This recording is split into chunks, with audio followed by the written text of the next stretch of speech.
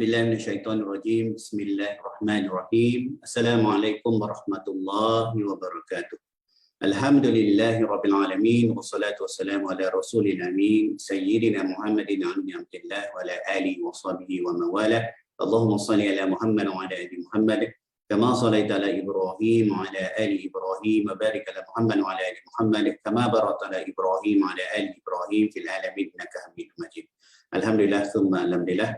Terima kasih kepada sahabat yang masih lagi bersama kami, Sekretariat Pembangunan Bandar Waqaf Madinah Mawadah, dalam bicara tadabbur harian kita Isnin sampai Khamis, insya-Allah satu hari satu muka kita tadabbur menggunakan kitab Al-Quran Amazing, ya, kitab ringkas yang membolehkan kita membuka majlis-majlis ilmu di mana saja kita berada, walaupun kita tak ada ilmu tafsir, ya, kita bukan ahli Quran dan sebagainya, masih boleh tadabbur menggunakan kitab-kitab yang sebegini. Baik, alhamdulillah.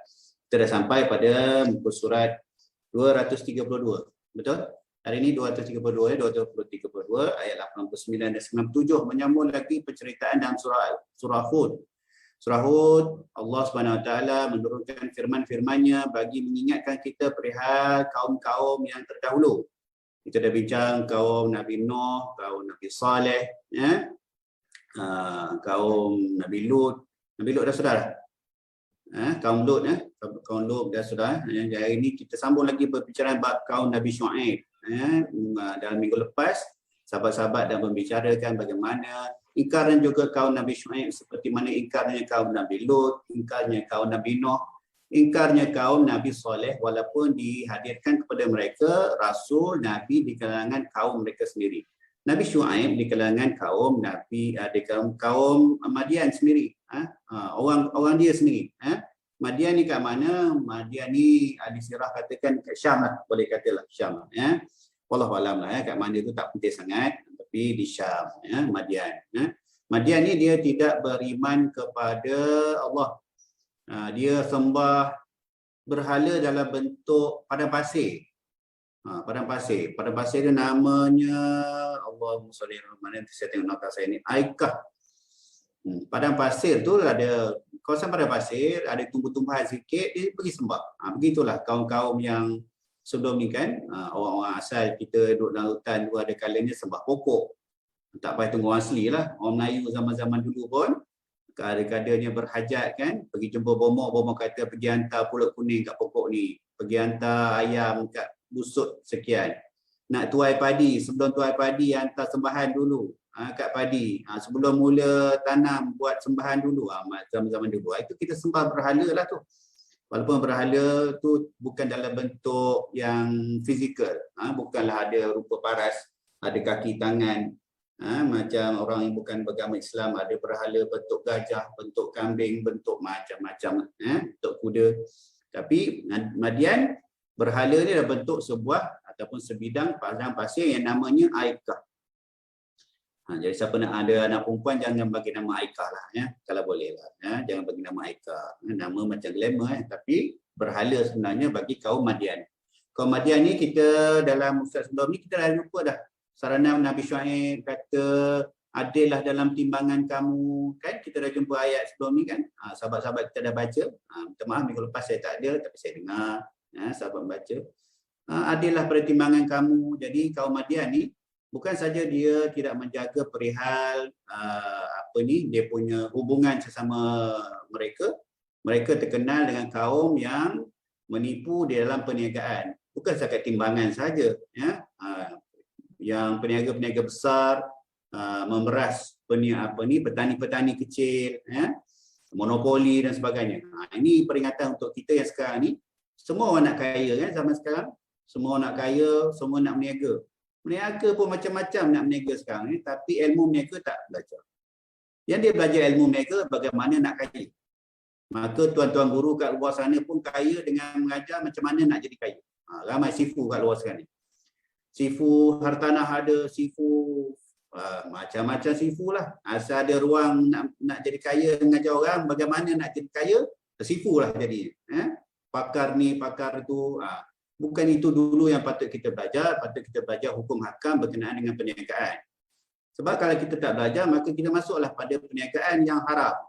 Kita pun berniaga forex lah. Kepiah macam mana pun, janggut macam mana pun, kita pun jual lah. Skim-skim forex. Padahal forex tak ada. Satu ulama pun mengatakan forex tu halal.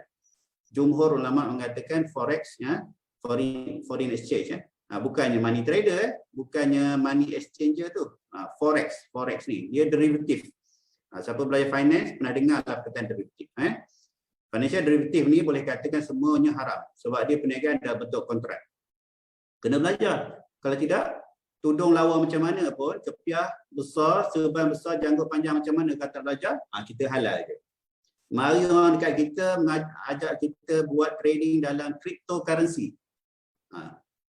Mungkin kripto tu satu yang harus, tetapi trading dia tu haram. Secara syariah dia haram. Apa-apa dah bentuk kontrak, apa-apa bentuk yang di mana dia punya risiko dia terlalu besar, jatuh haram.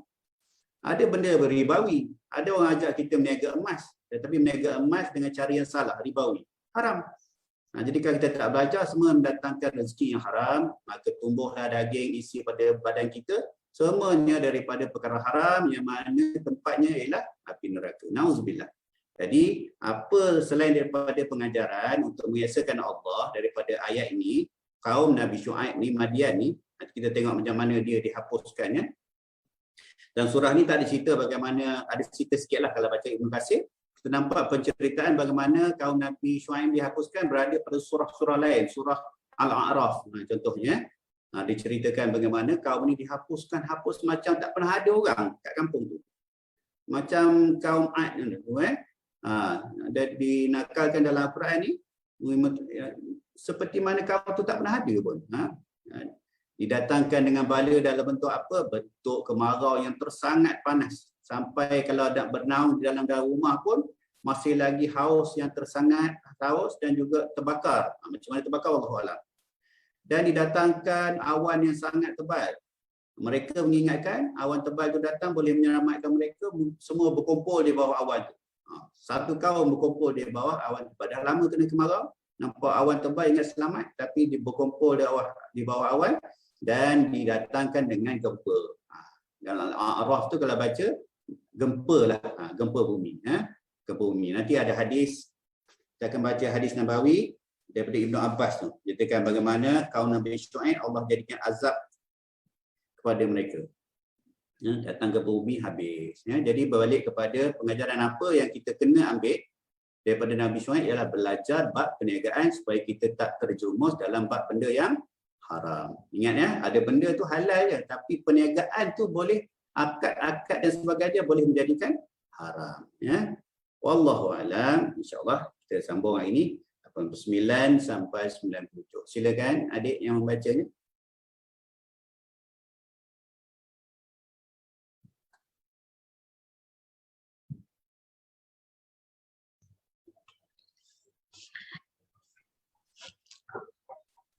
أعوذ بالله من الشيطان الرجيم ويا قوم لا يجرمنكم شقاقي أن يصيبكم مثل ما أصاب قوم نوح أن يصيبكم مثل ما أصاب قوم نوح أو قوم هود أو قوم صالح وما قوم لوط منكم ببعيد واستغفروا ربكم ثم توبوا إليه إن ربي رحيم ودود قالوا يا شعيب ما نفقه كثيرا مما تقول وإنا لنرك فينا ضعيفا ولولا رهتك لرجمناك وما أنت علينا بعزيز قال يا قوم أرهطي أعز عليكم من الله واتخذتموه وراءكم زهريا إن ربي بما تعملون محيط ويا قوم اعلموا على مكانتكم إني عامل سوف تعلمون من يأتيه عذاب يخزيه ومن هو كاذب وارتقبوا إني معكم رقيب ولما جاء أمرنا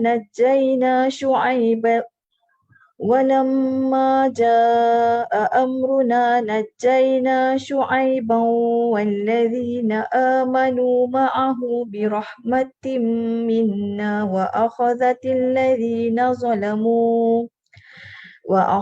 الذين ظلموا الصيحة فأصبحوا في ديارهم جاثمين كأن لم يغنوا فيها ألا بعدا لمدين كما بعدت ثمود ولقد أرسلنا موسى بآياتنا وسلطان مبين إلى فرعون وملئه فاتبعوا أمر فرعون وما أمر فرعون برشيد Sadaqallahul Azim. Terjemahan. Dan wahai kaumku, janganlah permusuhan antara aku dengan kamu menyebabkan kamu melakukan dosa, sehingga kamu ditimpa siksaan seperti yang menimpa kaum Nuh, kaum Hud dan kaum Saleh, sedangkan kaum Lut tidak jauh daripada kamu. Dan mohonlah keampunan kepada Tuhanmu, kemudian bertaubatlah kepadanya. Sesungguhnya Tuhanku Maha Penyayang lagi Maha Pemurah. Mereka berkata, wahai Syuaib, kami tidak banyak memahami apa yang engkau katakan itu, sedangkan kenyataannya kami memandang engkau seorang yang lemah di antara kami. Kalau tidak kerana keluargamu, tentu kami telah merejam engkau, sedangkan engkau juga bukan seorang yang berpengaruh di kalangan kami. Dia, yakni Syuaib, menjawab, wahai kaumku, adakah keluargaku lebih terhormat menurut pandanganmu daripada Allah? Bahkan kamu menempatkannya di belakangmu, iaitu diabaikan. Ketahuilah pengetahuan Tuhanku meliputi apa yang kamu lakukan. Dan wahai kaumku, berbuatlah menurut kemampuanmu, sesungguhnya aku juga berusaha pula. Kelak kamu akan mengetahui siapa yang akan ditimpa azab yang menghinakan dan siapa yang berdusta. Dan tunggulah, sesungguhnya aku juga menunggu bersama-samamu. Maka ketika datang keputusan kami menyelamatkan Syuaib dan orang-orang yang beriman bersamanya dengan rahmat kami. Sedangkan orang-orang yang zalim itu dibinasakan oleh suara yang bergema, sehingga mereka mati bergelimpangan di rumahnya. Seolah-olah mereka belum pernah tinggal di tempat itu. Ingatlah, binasalah penduduk Madian sebagaimana kaum Samud juga telah binasa. Dan sesungguhnya kami telah mengutus Musa dengan tanda-tanda kekuasaan kami dan bukti yang nyata kepada Fir'aun dan para pembesar kaumnya. Tetapi mereka mengikuti perintah Fir'aun, padahal perintah Fir'aun bukanlah perintah yang benar. Mu'jam. Jathimin. Jathimin merupakan kata pinjaman yang ditujukan bagi orang-orang yang berdiam diri dari ungkapan jasama at-tayru. Apabila burung itu duduk dan melekat ke tanah. Dan kata al-jusman artinya seseorang sedang dalam posisi duduk, dan rajulun jusmatan wajasama adalah kata kiasan bagi orang yang banyak tidur dan pemalas. Tafsir Jalalain. Wa ya qaumi malu ala makanatikum. Dan dia berkata, hai kaumku, berbuatlah mengikut kemampuan dan keadaan kamu. Inni amil. Sesungguhnya aku juga melakukan sesuai dengan kedudukanku. Lamu naman. Kelak kamu akan mengetahui siapa. Lafaz man iaitu siapa di sini adalah kata sambung yang berfungsi sebagai objek daripada ta'lamuna. Kamu akan tahu. ya'tihi 'adzabun yakhzihi wa man huwa kadzibun wartaqibu. Yang akan ditimpa azab yang menghinakannya dan orang yang berdusta, dan tunggulah akibat daripada perbuatan kamu itu. Inni ma'akum. Sesungguhnya aku pun menunggu bersamamu. Raqibun. Aku mengawasinya. Walamma ja'a amruna. Dan tatkala datang perintah kami yang memerintahkan supaya mereka dibinasakan. Najjayna Syu'aiban walladzina amanu ma'ahu birahmatin minna wa akhadhatil ladzina zalamus sayhah. Kami selamatkan Syuaib dan orang-orang beriman yang ada bersama-sama dengannya sebagai rahmat daripada kami. Orang-orang zalim pula dibinasakan oleh malaikat Jibril yang mengeluarkan suara keras ke atas mereka. Fa'asbahu fi diyarihim jathimin. Lalu jadilah mereka mati berkelimpangan di tempat tinggalnya dalam keadaan bersimpuh. Tafsir Ibn Kathir. Allah Subhanahu Wa Taala berfirman, dan ketika keputusan kami datang, kami selamatkan Syuaib dan orang-orang yang beriman bersamanya dengan rahmat kami. Sedangkan orang yang zalim dibinasakan oleh suara yang keras, sehingga mereka mati bergelimpangan di rumahnya. Firman-Nya, jasimin, iaitu mati bergelimpangan, iaitu mereka binasa dan tidak mampu bergerak. Disebutkan pada surah ini bahawa mereka dibinasakan dengan suara keras pada surah Al-A'raf dengan lafaz rajfah, yakni goncangan. Sedangkan pada surah Asy-Syu'ara dengan lafaz azabu yaumi az-zulmah, siksaan pada hari yang menggemparkan. Mereka adalah umat yang dikumpulkan bersama-sama pada hari mereka diseksa. Ungkapan setiap disesuaikan dengan topik perbincangan. Surah Al-A'raf ketika mereka berkata, sesungguhnya kami akan mengusirmu, hai Syuaib, dan orang-orang yang beriman bersamamu daripada kota kami. Surah Al-A'raf ayat 88.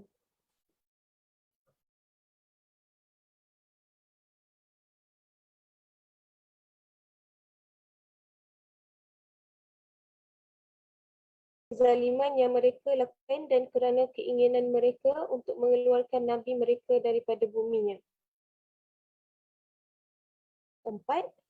Ketika mereka berlaku tidak sopan dengan perbuatan Nabi mereka, maka Allah menyebutkan dengan lafaz as-sayhah, suara keras, yang membinasakan mereka.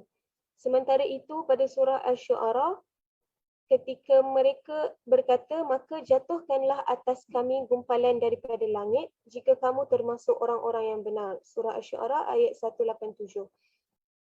Maka Allah berfirman, lalu dia menimpakan azab pada hari mereka dinaungi awan. Sesungguhnya siksaan itu adalah azab pada hari yang sangat dahsyat. Surah Asy-Syu'ara ayat 189. Ini adalah merupakan rahsia-rahsia Allah yang asing dan halus. Hanya bagi Allah lah segala pujian serta anugerah sebanyak-banyaknya sepanjang masa. Ibn Kathir. Baik, Alhamdulillah. Bukannya daripada surah-surah ni mendatangkan fakta-fakta yang berbeza, ya.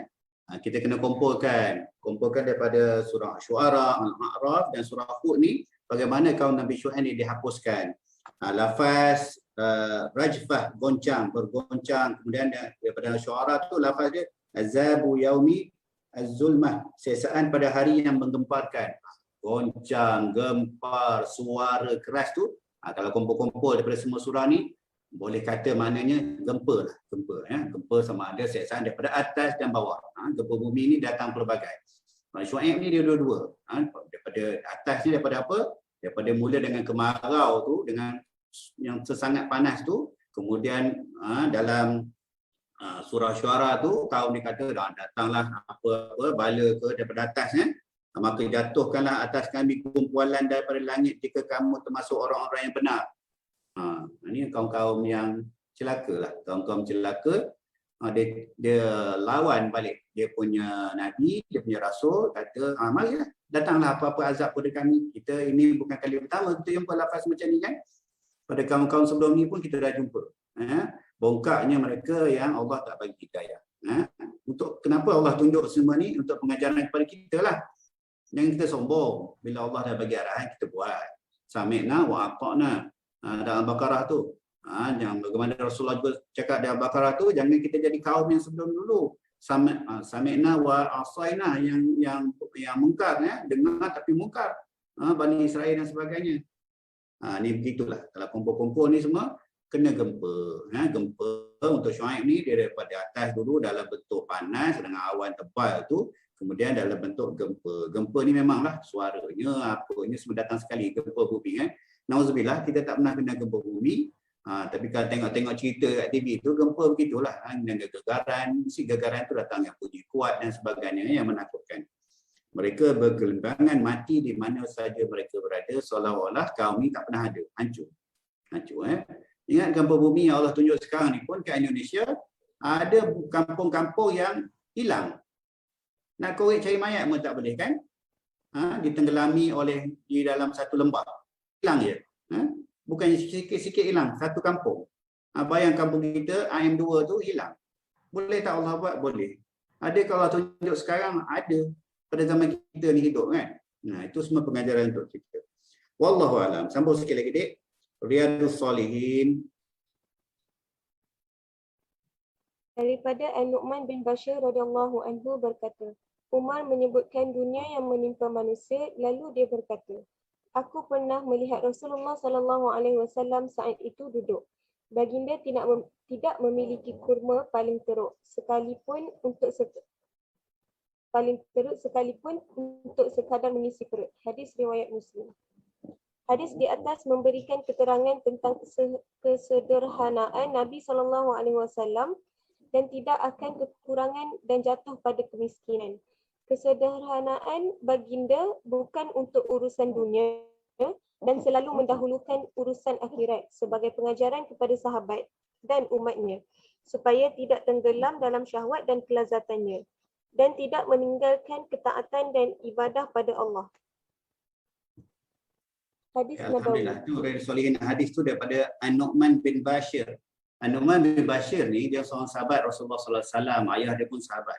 Dia ni seangkatan dengan Abdullah bin Zubair bin Al-Awwam. Siapa dia Abdullah bin Zubair Al-Awwam ni? Zubair Al-Awwam sahabat Rasulullah sallallahu alaihi wasallam, panglima perang. Seangkatan sama hebat dengan Khalid Al-Walid. Dia ni suami kepada Allahumma salli ala Muhammad. Kakak kepada Aisyah, Asma. Dia suami kepada Asma. Abdullah ni dia lahir lebih kurang sama dengan Nu'man bin Bashir. Nu'man bin Bashir ni orang Madinah lah. Orang Madinah. Orang Madinah. Manakala Abdullah dia lahir di Quba. Asma tu hijrah pada tahun pertama hijrah. Dia hijrah lambat sikit. Rasulullah dah ada di Madinah. Dia hijrah dalam keadaan mengandung sampai di Quba. Dia bersalin. Bersalin. Sebab salin itu digagah diri dia pergi kepada Rasulullah SAW untuk tahnikkan anak dia. Tahnikkan anak dia. Rasulullah tahnikkan. Dan hadis tu Rasulullah suruh bagi nama Abdullah. Itu dah Abdullah bin Zubair bin Al-Awwam. Abdullah bin Zubair bin Al-Awwam. Silsilah keluarga ni sampai kepada Khadijah. Sebab Khuwailid ada ujung tu ada Khuwailid. Dia silsilah dia bercampur-campur lah. Jadi Nu'man bin Bashir ni yang perawi kepada hadis ni ialah sahabat pada zaman awal hijrahnya. Dia lebih kurang samalah dengan Abdullah bin Zubair sebab dia lahir satu hijrah. Jadi Abdullah bin Zubair pun satu hijrah. Apa julat beza umur tu wallahu alam. Jadi umur dia sama.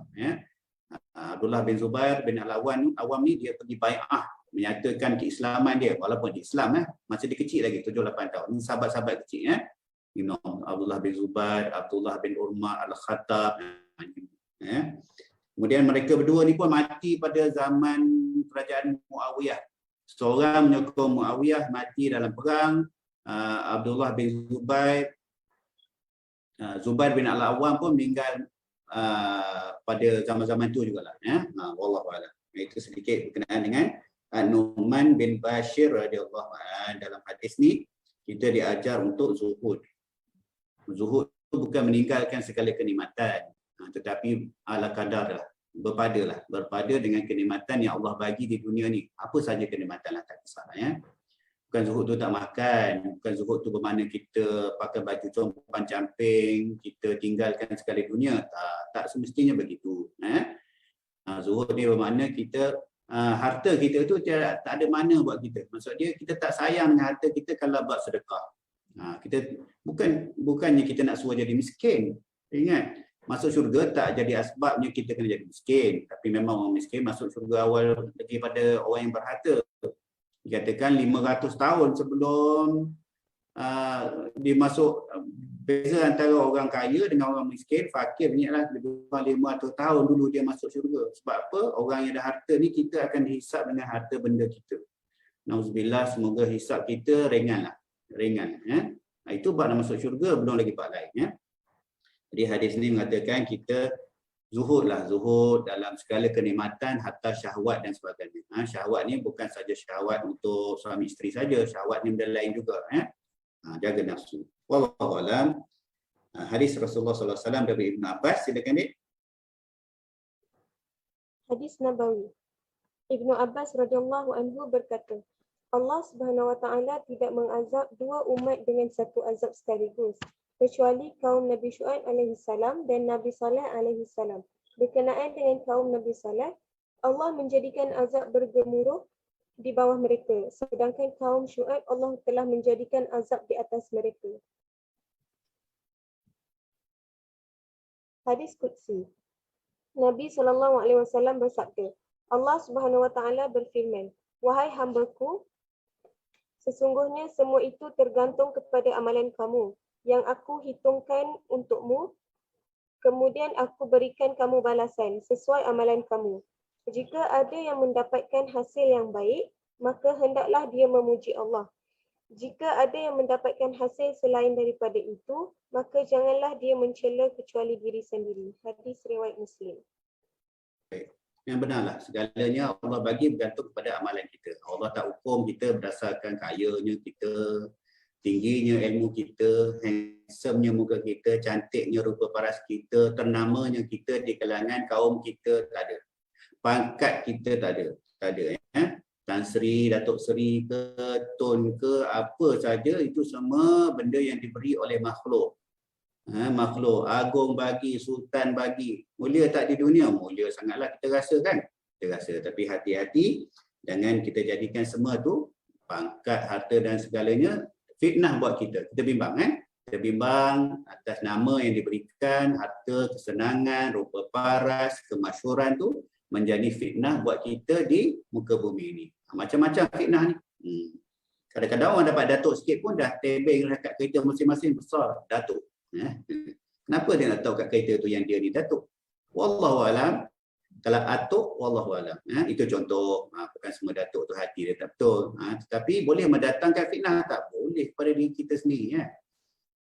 Saya kalau dengar Datuk Datuk Samsuri dia selalu kata kadang-kadang kita tak, hati kita ni kadang-kadang dengan ibadah yang kita buat ni pun kita boleh jadi kata dia macam biskut Mary. Biskut Mary tu kembang masuk dalam air kembang sendiri. Oh baguslah semayang subuh aku ni. Bagusnya aku berjemaah. Oh bagusnya aku bangun awal lagi ni. Setengah jam sebelum masuk waktu aku dah ada kat masjid dah. Aku dah semayang tahajud dah, aku dah witir, aku sempat baca Quran lagi 3-4 muka surat. Oh hebat. Dia tak cakap dengan orang lain pun. Dia tak khabar kawan sebelah dia. Kau datang lambat? Aku tadi 4:30 dah datang. Lambat hari ni Syekh. Tak, dia tak cakap. Tapi dia kembang macam biskut Mary sendiri kan. Itu boleh jadi fitnah buat kita. Kita rasa kita dah hebat ya. Nauzubillah. Wallahu a'lam. Hari ini kita tamat 89 sampai 97. Masih perihal kaum Syuaib dan masuk sikit bab Nabi Musa dan Fir'aun. Jumpa lagi cerita Nabi Musa. Daripada Baqarah lagi kita jumpa. Kita akan jumpa lagi ya. Perihal Nabi Musa dan Fir'aun. Besok tajuk yang penerbit pilih tidak bergantung kepada makhluk. Tidak bergantung kepada makhluk. Siapa dia makhluk? Semuanya yang kita lihat ni ialah makhluk. Semua makhluk.